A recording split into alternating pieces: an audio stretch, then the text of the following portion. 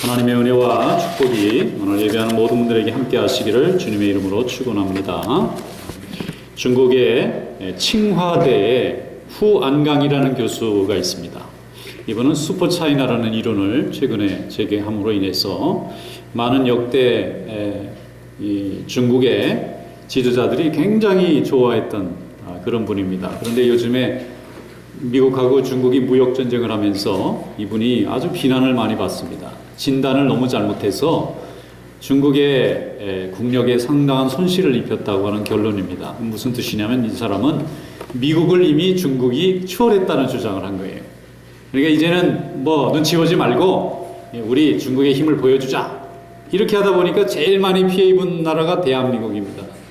사드 때문에 난리를 하고 그 다음에 그걸 철수 안 하니까 한국에 있는 기업들이 중국에서 거의 다 망할 뻔했어요. 힘이 있다고 막 힘을 쓴 겁니다. 이제 힘을 보여줘도 미국이 감히 우리를 어떻게 못할 거다 이렇게 생각하고 중국을 좀 강하게 과시하는 정책으로 가야 된다. 우리의 힘을 좀 보여주는 정책으로 가야 된다. 그동안 그 정책 방향으로 왔는데 이번에 남북이 이렇게 화해 무드를 조성해 가면서 이제 미국과 중국이 직접 부딪히는 시대가 왔잖아요. 근데 무역전쟁이 시작이 됐어요. 관세 폭탄을 막 주고받는데 막상 겨뤄보니까 도저히 미국을 이길 수 없다고 하는 현실을 자각하게 된 겁니다. 우리 중국이 그렇게 큰 나라가 센 나라가 아니었구나. 이거 잘못됐다. 학자가 연구를 잘못했다는 거예요.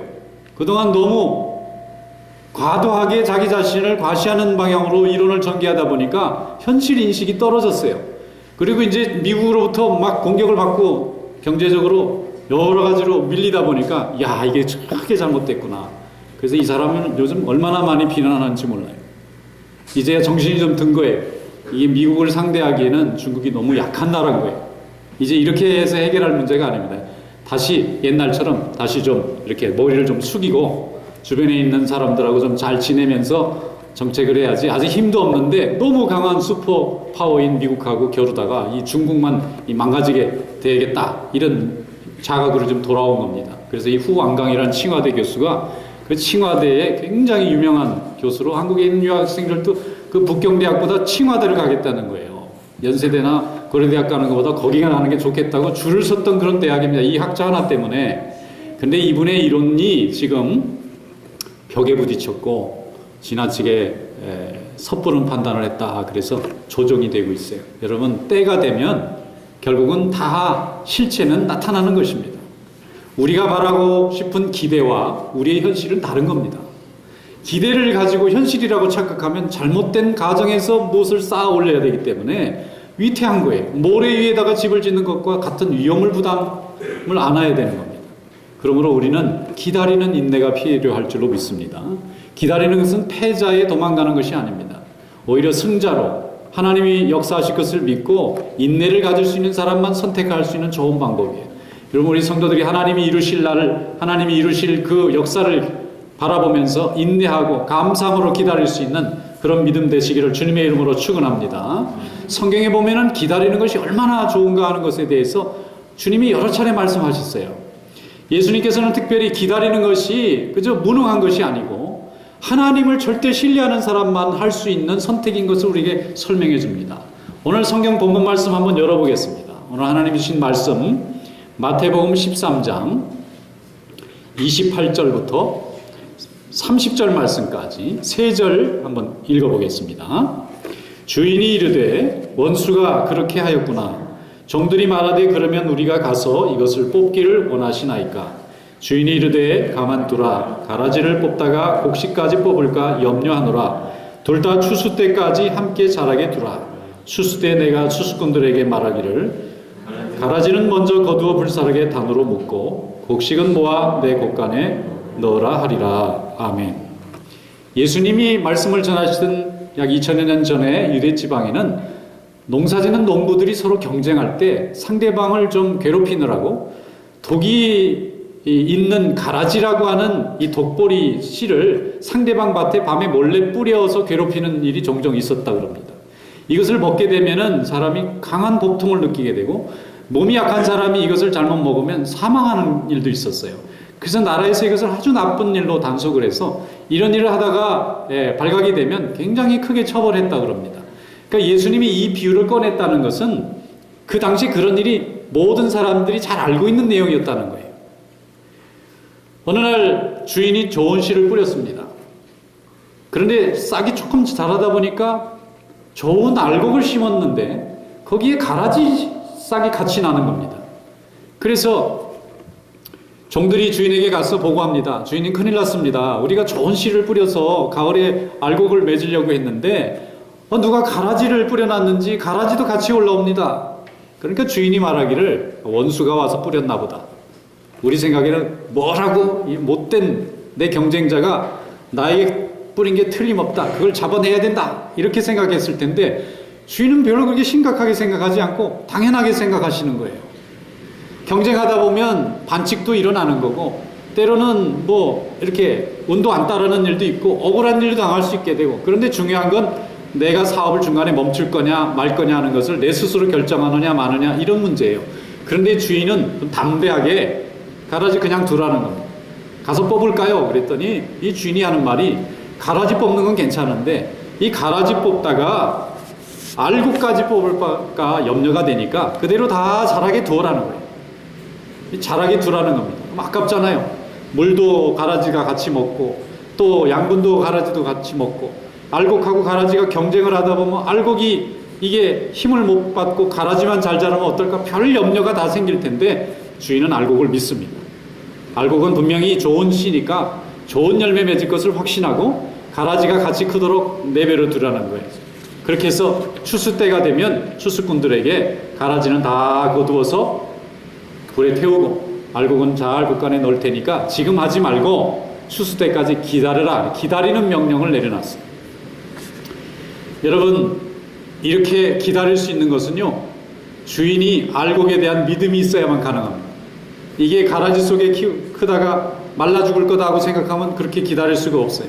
그런데 이 알곡은 반드시 좋은 열매 맺을 거라는 주인의 기대와 확신이 있습니다. 그러니까 가라지가 같이 커도 알곡 버릴 일은 없으니까 염려하지 말라는 거예요. 오늘 30절 말씀에 보면 이렇게 되어 있습니다. 둘 다, 여기 둘 다는 가라지와 알곡을 다 말해요. 수수 때까지 함께 자라게 두라. 그냥 두라는 겁니다. 수수 때 내가 추수꾼들에게 말하기를 가라지는 먼저 거두어 불사르게 단으로 묶고 곡식은 모아 내 곳간에 넣으리라 그랬습니다. 저희 집에도 잔디밭이 좀 있습니다. 좀 뜰이 있는데 저희 집에서 잔디 물 주고 깎고 잡초 뽑는 것은 제가 책임입니다. 우리 집에는 남자가 저밖에 없어요. 딸들이 많아가지고 제가 항상 바빠요. 그런데 봄이 되면 이제 잔디가 나오기 시작합니다. 근데 잔디가 나올 때 가라지도 나와요. 이 잡초가 그 안에 나옵니다. 근데 잡초가 더 크게 보여요. 그래서 그때 한 번은 제가 잡초가 나오니까 속상하잖아요. 잔디밭을 예쁘게 꾸며놨는데 거기 잡초가 나오는 건 보기도 싫고, 이게 나중에 잡초가 또 자라기가 굉장히 무성하게 잘 자랍니다. 그러니까 잡초들이 이 잔디를 다 이렇게 못 자라게 할 것 같아서 좀 뽑아봤어요. 뽑아보니까 잔디를 뽑지 않고 이 잡초만 뽑아야 되겠다고 애를 써서 뽑는데도 꼭 뽑으면 잔디가 같이 딸려 나옵니다. 잡초 뽑을 때마다 잔디가 꼭 묻어 나와요. 그래서 왜 이럴까 생각해 보니까 이 뿌리가 아직 약할 때에는 이 잔디 뿌리가 잡초하고 엉켜 있나 봐요. 그러니까 이걸 같이 이게 분리해서 뽑혀지질 않고 뽑을 때 꼭 같이 딸려 나오는 거예요. 얼마나 속상해요. 꼭 여기 머리 하나 쥐뜯어 먹은 것 같이, 꼭 잔디같이 꼭 쥐뜯어 먹은 것 같이, 속상합니다. 나는 잔디를 잘 자라게 하려고 잡초를 뽑은 건데 잡초 뽑다가 잔디를 많이 뽑았어요. 아니 얼마나 속상해요. 그래서 다음에는 고민하다가 성경대로 하기로 했어요. 성경대로. 성경 말씀을 배웠으면은 성경대로 해야 돼요. 성경 말씀이 뭐라고 돼 있죠? 가만두어라. 자라게 가만두라는. 자라게 가만뒀습니다. 물도 같이 먹어요. 잘 자라서 굉장히 키가 많이 자랄 때쯤 돼서 뽑으니까요, 좋은 점이 있어요. 다 자라고 나니까 잔디 뿌리가 강해져서 잡초를 뽑아도 잔디가 안 딸려 나와요. 그런데 특이한 거는 이 잡초는 처음에 싹이 날 때는 뿌리가 굉장히 튼튼합니다. 잔디보다 훨씬 튼튼해요. 그때 뽑을 때는 잔디가 뽑혀 나오는 일이 많은데 다 자란 다음에는 잔디가 뿌리가 약하더라고요. 이 잡초가. 잔디는 뿌리가 튼튼합니다. 자기들끼리 아주 잘 이렇게 뿌리를 내리고 있는데 잡초는 위로 많이 자라면 자랄수록 뿌리가 힘이 없더라고요. 다 자란 다음에 이 잡초 뽑는 작업이 되게 쉬워요. 잡아 뽑기만 하면 쑥쑥 빠져요. 나중에는 잔디만 남고 잡초는 다 빠져나가는 거예요. 다 자란 다음에 뽑아야지. 성경 말씀에 다 이유가 있어요. 자라게 되벼라더라. 지금은 여름이 한참 진행되잖아요. 지금 잡초 하나도 없어요. 왜냐하면 다 자랄 때까지 놔뒀다가 잡초가 잘 보이잖아요. 그러면 이미 잔디는 뿌리 다 내려서 걱정할 게 없어요. 뽑기만 하면요 그냥 쑥쑥 빠져요. 그냥 꽂아놓은 것 같아요. 잡초가 그렇게 힘이 없더라고요. 그래서 이게 다 이유가 있어서 우리 예수님께서도 기다려라 하시는구나. 여러분 기다려서 우리가 좀 힘들 게 좀 있지만은 기다려서 어렵거나 손해보는 일은 없습니다. 우리 성도들은 기다리는 거 잘하는 사람이에요. 예수님께서 하나님께서 이루실 것을 믿고 오늘 지금 이 시급하고 어렵고 복잡한 이 문제를 기도하면서 인내하면은 하나님께서 우리의 인내를 보시고 하나님께서 다 해결해 주실 줄로 믿습니다. 그런데 인생의 삶을 사는 동안에 어려움이 있거나 나를 괴롭히는 일이 있거나 또는 부당한 일이 있을 때에 우리 성도들이 마음을 하나님께 향할 수 있기를 축원합니다. 그게 바로 마귀의 역사고 우리 믿음을 시험하는 시험지가 우리 앞에 펼쳐지는 거예요. 이 시험지를 잘 통과할 때 믿음의 축복이 열려질 줄로 믿습니다. 근데 이 시험지를 잘 통과를 하지 못할 때 내 혈기대로 하게 돼요. 그리고 내 혈기대로 해놓고 결과가 원하는 대로 안 되면 하나님 원망해요. 하나님 왜 나를 버리셨습니까? 하나님 왜 내 편을 들지 않았습니까? 자기 마음대로 다 해놓고 결과는 하나님에게 돌리. 이게 바로 믿음이 부족하다는 거예요. 우리는 인내가 열매 맺는 하나님의 축복을 경험하는 자들인 줄로 믿습니다.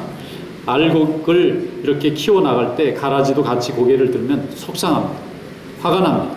누가 여기다 알곡에 가라지를 뿌렸을까? 그렇게 나를 괴롭히는 사람에 대한 원망과 미움이 생깁니다. 근데 그것을 하나님이 주신 믿음으로 기다릴 수 있을 때 하나님 우리에게 축복의 문을 열어주실 줄로 믿습니다. 잘 기다리라고 하나님 말씀이 정해졌는데 잘 기다리지 못하는 사람이 있어요. 왜 그런가 하면 사랑이 부족해서 그래요. 알곡이 중요한 농부 입장에서는 가라지가 아무리 많아도 알곡 하나를 키우는 게 더 중요합니다. 그러니까 가라지보다 알곡 상하는 게 더 심각한 문제예요. 그래서 알곡이 다칠까 봐 기다릴 수 있어요.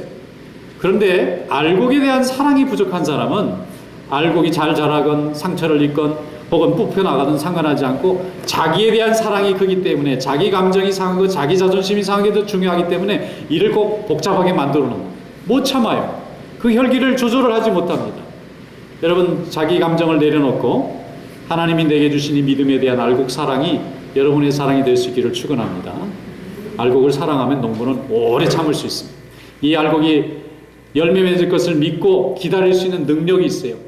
인내가 우리 스스로의 열정과 정욕으로는 불가능하고요. 하나님이 나를 도와주실 수 있다고는 확신이 있을 때 기다릴 수 있습니다.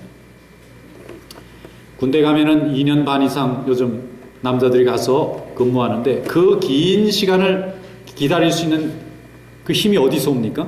그것은요. 2년 반이 지나고 나면 나는 제대하고 나갈 수 있다고 하는 희망이 있을 때 기다릴 수 있어요.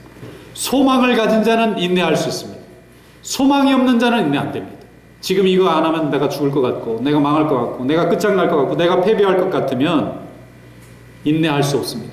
그래서 인내도 믿음에서 오는 것입니다. 하나님이 나와 함께 해주시겠다고 하는 판단과 확신이 있을 때 기다릴 수 있는 겁니다.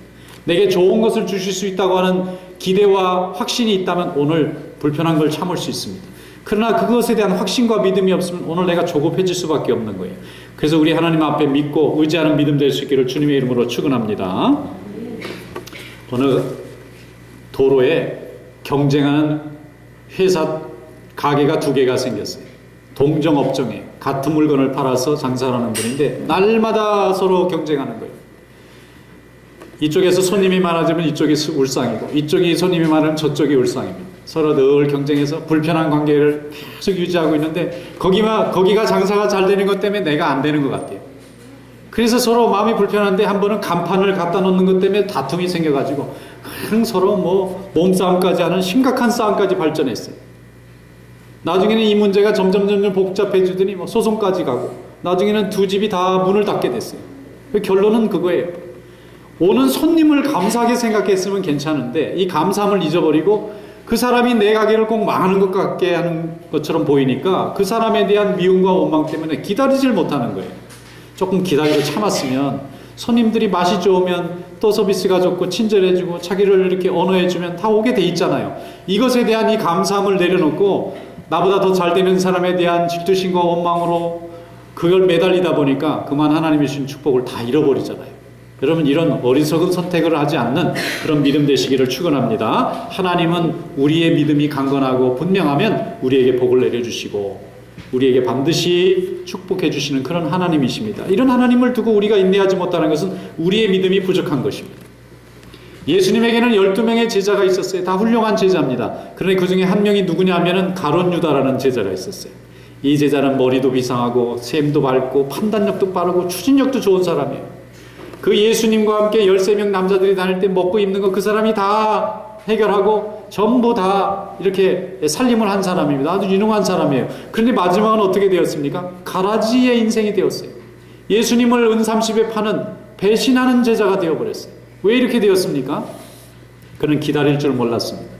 예수님이 이루실 것을 깨닫고 신뢰하지 못하고 자기 식대로 뭔가를 해보려고 예수님까지도 자기가 원하는 대로 움직여 보려고 애를 쓰다가 그만 그것이 올무가 되어서 죄에 빠지게 되었고 멸망의 길을 걷고 말았어요. 그런데 예수님께서 그 가룟 유다를 대하는 태도를 보면 우리가 참 배울 점이 많습니다. 가룟 유다가 12명과 함께 있을 때 한 번도 너는 가라지가 될 거다 말하신 적이 없어요. 너는 나를 팔 거다 말한 적도 없고 제자들 11명이 거의 모르게 예수를 팔 자가 누굽니까? 라는 것을 물어봤는데도 얘다라고 말하지 않고 나와 함께 같이 지금 빵을 붙잡고 있는 자다. 뭐 이렇게 말을 해서 결국은 제자들이 잘 알 수 없도록. 왜냐하면은 가라지는 뽑으면 옆에 있는 알곡이 같이 다치니까 할 수 없이 가룟 유다를 그냥 제자로 끝까지 내버려 뒀어요. 예수님을 팔려고 그날 최후의 만찬을 마치고 갈 때도 예수님이 그를 붙잡아 두거나 묶어두라고 하지 않았습니다. 네 하고자 하는 대로 하라 그랬습니다. 그런데 이 제자가 나가서 예수를 팔잖아요. 가룟 유다는 결국 스스로 목숨을 끊고 망하는 인생을 선택하고 말았지만 가룟 유다를 제한 11명의 이 제자들은 위대한 사도가 되었어요. 복음의 증거자가 되었습니다. 성령의 충만함을 입어서 수많은 백성들을 죽음에서 생명으로 구원하는 위대한 일로 쓰임받았고 가룟 유다가 버리고 간 그 빈자리는 11명의 제자들이 기도해서 마띠아라고 하는 새로운 제자로 추가시켜서 하나님의 일을 변함없이 하도록 그렇게 만들어 놓았습니다. 이것은 무엇입니까? 기다린 것입니다. 하나님의 때가 이를 때까지 가라지를 억지로 뽑지 않고 스스로 추수 때에 빠져나올 수 있도록 예수 그리스도께서도 제자들을 그렇게 다루셨어요. 그러므로 우리는 주님께서 행하신 그 인내와 기다림의 가르침에 순종하는 믿음이 되어야 될 줄로 믿습니다. 예수님의 방법이 최고입니다. 우리가 그 방법을 따르고 믿고 확신할 수만 있다면 우리 하나님께서는 우리 인생에 주시고자 하는 모든 축복의 길을 열어주실 줄로 믿습니다. 의심하는 심령이 됐다가 또 헌신하는 심령이 됐다가 하는 이 심령상의 차이가 성도 가운데서 일어나는 경우를 많이 봅니다. 우리가 가령 씨를 뿌리면 팥을 심으면 팥이 나고요. 콩을 심으면 콩이 납니다. 그래서 곡식은 심고 거두는 게 구분하기가 좀 쉬워요. 그런데 우리 심령이라는 건 굉장히 이 구분하기가 어렵습니다. 이 사람이 알곡 신앙인 것 같은데 나중에 보면 가라지 같은 사람이 있고 저 사람은 틀림없이 가라지 같은 사람이라고 생각했는데 나중에 보면 알곡 같은 분이 있어요. 이게 무슨 뜻이냐면은 한 사람이 알곡 신앙도 됐다가 가라지 신앙도 됐다가 왔다 갔다 하는 거예요. 우리 인간은 죄인이고 부족하기 때문에 예수 믿고 은혜 받을 때는 알곡 신앙으로 성령 충만하다가 불신과 의심과 원망과 질투심이 사로잡히면 가룟 유다 같이 되는 거예요. 가룟 유다가 처음부터 나쁜 사람이 아니었어요. 처음에는 예수님을 너무 좋아했고 예수님을 증거하기 위해서 앞장뒀던 사람인데 그의 마음이 어느 날 마귀가 준 생각이 들어가서 예수님을 미워하고 의심하다 보니까 그만 가라지 같은 인생이 되어버린 겁니다. 그래서 예수님께서 왜 추수 때까지 기다리라 하고 말씀하시느냐면은 한 사람의 마음이 가라지의 마음이 됐다가 알곡의 마음도 될 수 있기 때문에 예수님께서 그들이 가라지 마음이 됐을 때 하나님 앞에 죄를 회개하고 그 마음이 돌아와서 알곡 같은 신앙이 되라고 기다리시는 거예요. 오래 기다리시는 겁니다.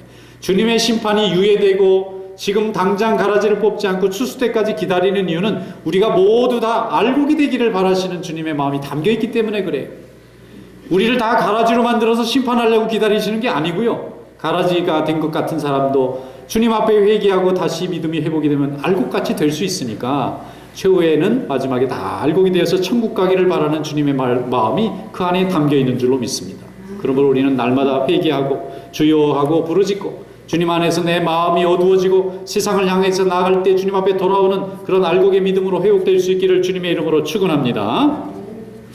베드로후서 3장 9절에 말씀하기를 주의 약속은 어떤 이들이 더디다고 생각하는 것 같이 더딘 것이 아니라 오직 주께서는 너희에 대하여 오래 참으사 아무도 멸망하지 아니하시고 다 회개하기를 이르기를 원하시느니라 그렇게 말씀했습니다. 우리 하나님께서는 우리가 다 회개하고 주님께 돌아오기를 바라는 마음 때문에 오늘 죄를 뽑아내지 않고 기다리고 계시는 이런 주님의 기다림의 은혜 가운데서 항상 감사하면서 주님께 돌아오는 그런 믿음 되시기를 주님의 이름으로 축원합니다. 누가복음 15장에 보면은 탕자의 비유가 있습니다. 아들이 아버지의 재산을 가지고 나가서 죄 짓고 다 잃어버린 다음에 거지가 되었어요. 그런데 아버지는 아들을 기다립니다. 오늘도 기다리고 내일도 기다려요. 그런데 이 아들이 회개하고 아버지에게로 돌아오니까 아버지가 환영해 줬어요. 주변 사람들은 다 원망했지만 아버지는 이 아들을 다시 살아 돌아온 것에 감사해서 안아줍니다. 누가복음 15장 21절에 말씀하기를 아들이 이르되 아버지여 내가 하늘과 아버지께 죄를 지었사오니 지금부터는 아버지의 아들이라 일컬음을 감당하지 못하겠나이다 하나 아버지는 종들에게 이르되 제일 좋은 옷을 내어다가 입히고 손에 가락지를 끼우고 신을 신기라 그랬어요. 만약에 이 아버지가 이 아들이 못됐다 생각하고 얘를 고쳐야 되겠다 생각하고 안 받아주고 벌을 주거나 찾아가서 너 이렇게 살면 안 된다. 네가 어떻게 이럴 수가 있느냐. 나를 배신할 수 있느냐. 그 원망했으면요. 이 아들은 죽어도 아버지에게 안 돌아왔을 거예요. 자기가 망하고 어떻게 잘못돼도 아버지에게 돌아온다는 가능성은 1%도 생각 안 했을 거예요. 그런데 아버지가 여전히 기다릴 거라고 하는 한 가지 신락 같은 희망을 가지고 돌아왔더니 정말 자기의 기대보다 더 크게도 아버지가 환영하고 모든 아들의 권세를 회복시켜주는 것을 그가 느끼지 않습니까? 아버지가 이렇게 사랑으로 인내하고 기다리는 것은 아들에 대한 믿음이 있기 때문에 그래요. 우리 하늘에 계신 아버지께서도 우리 성도들을 그렇게 사랑하시고 믿고 계신 줄로 믿습니다. 아무리 세상에 나가서 죄 가운데 있다 할지라도 주님에게 돌아오면 언제든지 우리는 주님의 환영을 받는 자녀인 것을 확신하시기를 축원합니다. 제가 아는 집사님 한 분이 계셨는데 경기도에서 이렇게 주유소를 하시던 분이에요. 이분이 다른 사업을 하다가 이제 돈을 조금 벌어서 자기 돈을 충분히 대부를 받아가지고 저 장원하고 이천 사이에 옛날에 국도가 있을 때 거기다가 주유소를 이렇게 만들어 놨어요. 돈을 많이 투자해서 거기 이제 집 지을 때 목사님 와서 기도해 주세요. 그래서 제가 가가지고 기도도 해줬어요. 이래가지고 그 국도변에 이 주유소가 별로 없는데 주유소가 하나 생기니까 돈이 잘 벌릴 거 아니겠어요. 집이 안양인데 거기까지 매일 아침마다 차를 타고 출근하고 퇴근하니까 얼마나 피곤하시겠어요. 장사가 잘 돼야 되잖아요. 날마다 우리가 기도해 준 거예요. 장사가 잘 되게 해주세요. 그랬더니 어느 날 잘 되는 줄 알았더니 와서 울상을 하면서 집사님이 목사님 기도해 주시니 큰일 났습니다. 왜 큰일 났어요? 또 우리가 기도했는데 아니 나만 목 좋은 데 있는 줄 알았더니 주유소가 그 근처에 3개가 더 생겼대. 그러니까 손님들이 다 뺏기는데 아주 죽을 맛이라는 거예요. 이러다가 이거 빚도 못 갚고 이거 무너지면 자기는 평생 이거 회복할 길이 없는데 어떻게 하면 좋을지 밤에 잠이 안 오고 너무 걱정돼서 그럼 어떻게 방법이 없죠. 기도해야죠. 가서 뭐 거기 있는 손님들 보고 이리 오라고 지켜 세울 수도 없는 거고 다 자기 차 타고 왔다 갔다 하는 사람들인데 그래서 또 기도를 열심히 해줬는데 나중에 시간이 가다 보니까 이 도로가 말이죠. 다른 데로 이렇게 큰 도로가 난 거예요. 그래서 이쪽 도로에 차들이 안 오는 거예요. 큰일 났어요, 이것도. 이렇게 되면 여기 있는 주유소들이 견뎌내기가 어렵잖아요. 근데 하나님은 살려달라고 기도했더니 어떻게 더 어려워지고 첩첩산중이 되는 거예요. 아니 경쟁자까지 있는데 도로까지 다른 데로 나서 이쪽으로 차가 안 가는 거예요. 그래서 또 기도해달라는 거예요. 하나님이 어떻게 우리 집사님한테 이렇게 시련을 많이 주시는지 모르겠다고. 내가 하나님 앞에 참 열심히 충성했는데 주일학교 출신이거든요. 어릴 때부터 교회 다니면서 교회 봉사도 많이 한 분인데 사업을 열었는데 사업이 안 된다니까 나도 일말의 책임감이 막 느껴지는데 이거 큰일 났어요. 그래서 기도를 열심히 했는데 그 사이에 좀 변화가 있었어요. 어느 날 오더니 목사님 뭐 좋은 일인지 나쁜 일인지 옆에 있는 주유소 3개가 다 문 닫았대.